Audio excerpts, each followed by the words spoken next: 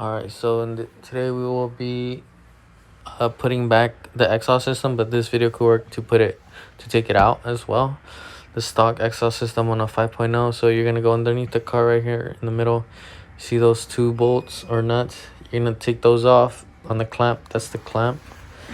There's two clamps, as you see on each. There's one on each pipe, and there's two nuts on it.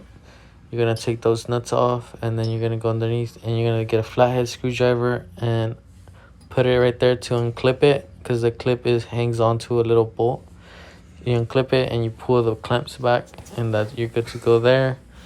Then you go to the back of the car right here, and those hangers, there's a nut on each one or a bolt on each one. You're gonna unbolt them, and don't worry that the exhaust won't fall on you, because the black things are hooked on. There's a little hook at the top, so once you push them up to unhook it, you're ready to, well, after you take these bolts that are at the very back.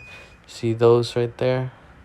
There's another video. There's one at the bottom, one more, a little bit more up, so you might need an extension, or you could just do it with a single. You won't need it, but there's two bolts on the back on each side as well, holding the very tips, the mufflers. And I used the jack and put a wood in the middle to hold the exhaust from falling down, or I used it to put it back up and lifted it back up into its place. But you definitely need somebody else helping you. Makes the job a lot easier.